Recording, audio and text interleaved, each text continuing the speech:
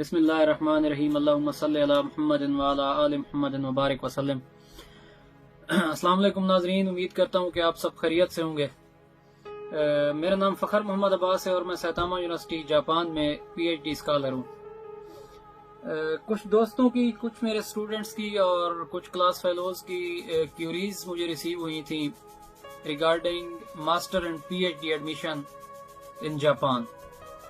تو میں کوشش کرتا رہوں اب تک کہ ان کو سٹیپ بائی سٹیپ گائیڈ کرتا رہوں، جتنا ہو سکا میں ان کو 1 بائی 1 گائیڈ بھی کرتا رہا، لیکن اب کافی دنوں سے میں تھوڑا بزی تھا تو میں ان کو رپلائی نہیں کر پایا، تو میں نے سوچا کہ آج ان کے لیے ایک ویڈیو ہی بنا دیتا ہوں جرنل سی، جس کے ذریعے وہ تمام انفارمیشن ان کو دے دوں جو ان کے لیے ایڈمیشن کی انسٹرکشن کو فلفل کرنے میں ان کے لیے ہیلپ فل ہو۔ تو ناظرین، اب سائتاما یونیورسٹی جاپان میں ای ڈی بی اسکالرشپ اس وقت سٹارٹ ہے، تو اس کے لیے جن دوستوں نے مجھ سے پوچھا ہے کہ اس کی ریکوائرمنٹس کیا ہیں، سیکنڈلی یہ کہ اس کے لیے ایلیجیبلٹی کرائیٹیریا کیا ہے، کون کون سے ڈاکومنٹس چاہیے، تو سب سے پہلے میں ان کو یہ کہوں گا کہ جو دوست بھی ولنگ ہیں اپلائی کرنے کے لیے، جو انٹرسٹڈ ہیں، تو ان کے لیے یہ بہت اچھی اپرچونٹی ہے، وہ لازمی اپلائی کریں اور اس چانس کو اویل کریں، کیونکہ پاکستان کے اندر ہمارے موسٹلی ینگسٹر ولنگ تو ہیں باہر فارن ایجوکیشن کے لیے، فلی فنڈڈ اسکالرشپس کے لیے، لیکن حالات ہی کچھ ایسے ہیں کہ موسٹلی لوگ یا تو فوکس نہیں کر پاتے یا پہلے سے ہی ڈس ہارٹ ہو جاتے ہیں کہ پتہ نہیں ایڈمیشن ہوگا یا نہیں ہوگا۔ تو میری آپ سب سے ریکویسٹ ہے کہ یار آپ سب اپلائی کریں، جو بھی ایڈمیشن لینا چاہتا ہے وہ ایک کنٹری کو بھی فوکس نہ کریں، ڈیفرنٹ کنٹریز کو آپ فوکس کریں اور آپ ڈیفرنٹ یونیورسٹیز میں اپلائی کریں، ان کی پراپر گائیڈ لائنز کو فالو کریں۔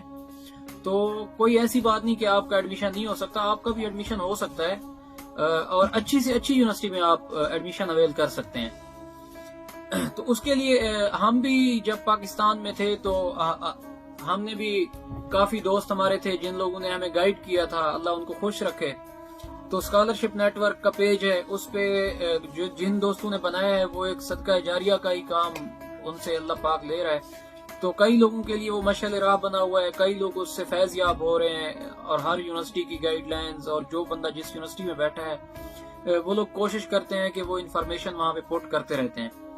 تو ابھی میں آپ کو اے ڈی بی اور میکس اسکالرشپ جو کہ جاپان کی طرف سے ہیں ان کے بارے تھوڑا سا بتاؤں گا۔ تو کچھ چیزیں ایسی ہیں جو یونیورسٹی ٹو یونیورسٹی ویری کرتی ہیں، تو کچھ جرنل چیزیں ہیں جو کہ ہر یونیورسٹی میں، چاہے آپ نے جاپان اپلائی کرنا ہے، چائنا اپلائی کرنا ہے، کوریا اپلائی کرنا ہے، وہ جرنل چیزیں جو ایسی ہیں وہ ہر یونیورسٹی میں آپ ان کو فالو کر سکتے ہیں، جو کہ آپ کے ایڈمیشن کے لیے بہت زیادہ ہیلپ فل ہوگی۔ تو اے ڈی بی اسکالرشپ کے بارے یہ ہے کہ ایشین ڈیولپمنٹ بینک کی طرف سے یہ اسکالرشپ ہے، civil and environmental department Saitama university میں۔ اس کی کوئی ڈیڈ لائن ہے غالباً اکتوبر 2020 میں، ٹھیک ہو گیا، اور مارچ میں پھر ان کی ریزلٹ اناؤنسمنٹ ہوتی ہے، اس کے بعد اپریل میں بیچ باقاعدہ ان کی کلاسز بھی سٹارٹ ہو جاتی ہیں۔ تو جو دوست اے ڈی بی میں اپلائی کرنا چاہتے ہیں اور جن لوگوں نے مجھ سے سوال کیے اور میرے جن سٹوڈنٹس نے مجھ سے سوال کیے ہیں، تو ان کے لیے یہ ہے کہ سب سے پہلی چیز یہ ہے کہ اس کے لیے 2 سال منیمم پروفیشنل ایکسپیرینس ریکوائرڈ ہے۔ تو جن دوستوں کا 2 سال منیمم ایکسپیرینس بنتا ہے وہ لوگ تو ایلیجیبل ہیں اس اسکالرشپ کو اپلائی کرنے کے لیے، اور جن کا 2 سال پروفیشنل ایکسپیرینس نہیں بنتا وہ اپلیکیبل نہیں ہے۔ تو اس کا مطلب یہ ہے کہ اب کچھ دوستوں نے یہ پوچھا کہ ایکسپیرینس سے مراد کیا ہے، کہ کیا ہم نے کہیں جاب کی ہو، تو میرے بھائی اس کا مطلب یہ ہے کہ آپ کس ڈیٹ کو آپ کی ڈگری کمپلیٹ ہوئی ہے، اس ڈیٹ سے آنورڈ آپ کے اب تک اگر 2 سال ہو چکے ہیں then it is okay, otherwise you are not applicable for this scholarship۔ یہ ایک بات کلیئر ہو گئی۔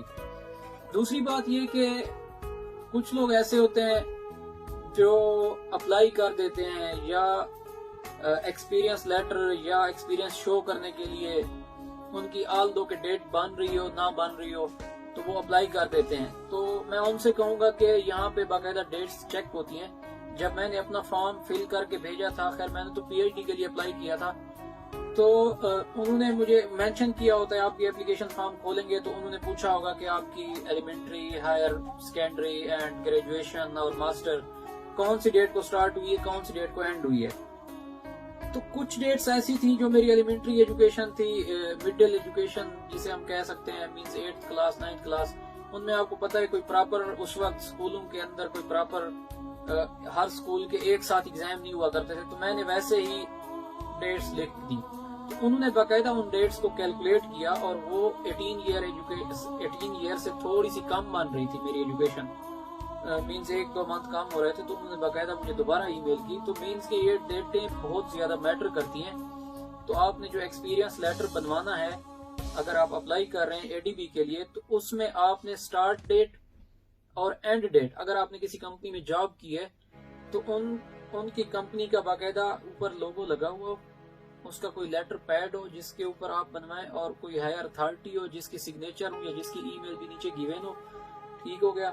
और सेकेंडली ये कि वहां पे स्टार्ट डेट एंड डेट भी मेंशन हो।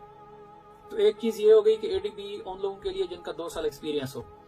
सेकंड चीज ये है कि वो लोग जिनकी एज 35 से कम है वो लोग अप्लाई कर सकते हैं, 35 प्लस लोग नहीं कर सकते इस स्कॉलरशिप के लिए अप्लाई।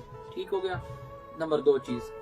अब थर्ड चीज जो है वो ये है कि अब कुछ दोस्तों ने पूछा है कि कौन कौन से डॉक्यूमेंट्स रिक्वायर्ड हैं। तो अगर आप इनकी वेबसाइट विजिट करें, जो कि लिंक मैं पहले से ही शेयर कर चुका हूं, तो वहां पे डिटेल के साथ ये जो डॉक्यूमेंट्स रिक्वायर्ड हैं वो ऑलरेडी इनने डिटेल में बताए हुए हैं। ठीक हो गया। तो उसके बावजूद भी मैं आपको दोबारा बता देता हूं कि उन डॉक्यूमेंट्स की डिटेल। सबसे पहली चीज ये है कि जिस पे आपका एडमिशन बहुत ज्यादा, जो चीज बहुत प्लस पॉइंट साबित होती है, वो है आपकी रिसर्च प्रपोजल। एक इफेक्टिव सी अच्छी सी रिसर्च प्रपोजल बनाएं आप।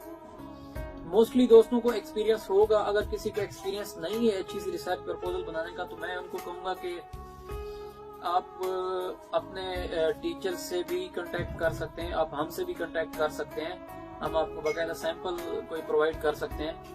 तो अच्छी सी रिसर्च प्रपोजल बनाएं। अब मोस्टली दोस्त गलती क्या करते हैं जिस वजह से उनकी एप्लीकेशंस बाद में रिजेक्ट हो जाती हैं, वो ये करते हैं कि किसी और दोस्त को कहे कि किसी से रिसर्च प्रपोजल बनी बनाई, किसी को कहे कि, तो वो रिसर्च प्रपोजल उठा के भेज देते हैं जी। तो ये मेरे नजदीक ये चीज बड़ी नेगेटिव है, इस तरह ना करें।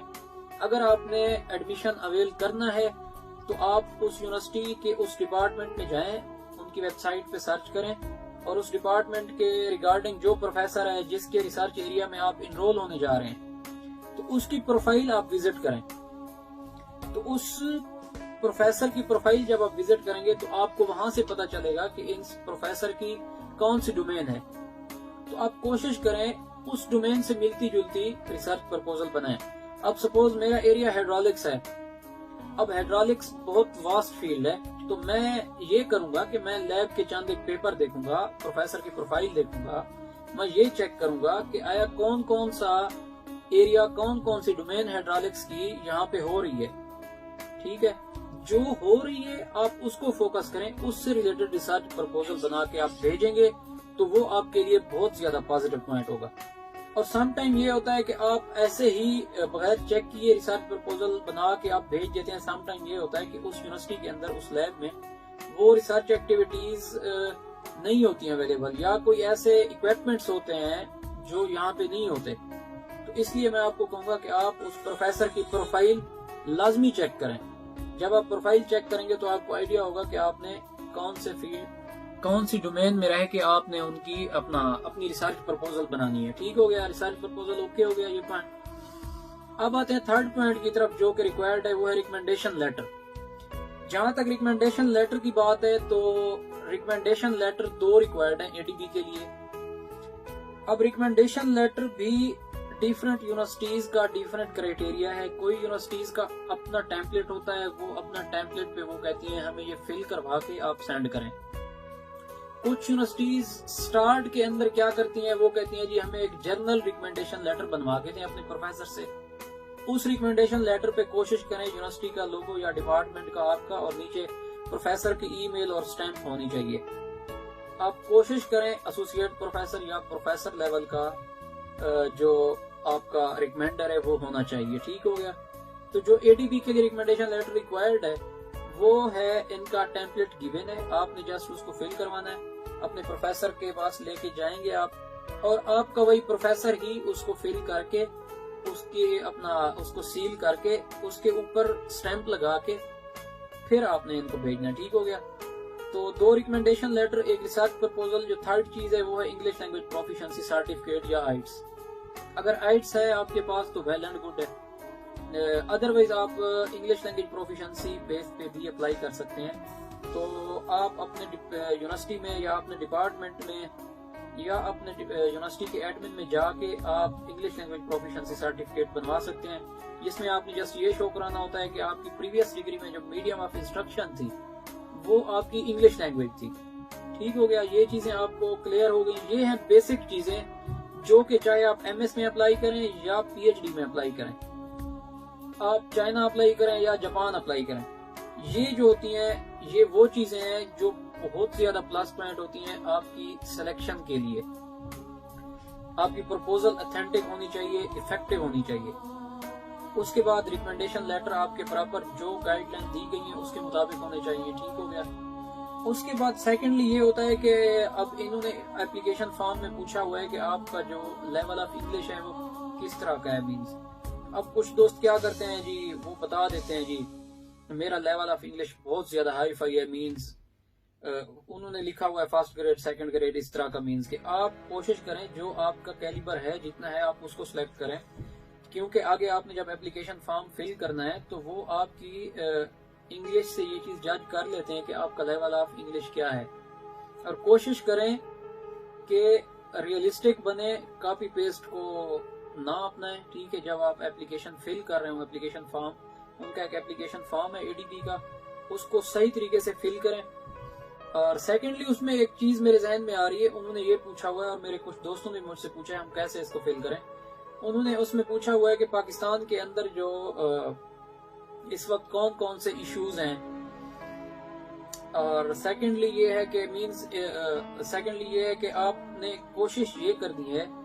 اب میں سپوز ہائیڈرولکس لیب میں میرا ایڈمیشن ہوا ہے اور میں نے ہائیڈرولکس میں اپلائی کیا ہے، تو جب میں نے فل کیا تھا اپنا اپلیکیشن فارم تو میں نے یہ بتایا تھا کہ پاکستان میں انفراسٹرکچر یا مینز ہائیڈرولکس سے ریلیٹڈ یا انجینئرنگ سے ریلیٹڈ کون سے ایشوز ہیں ایسے.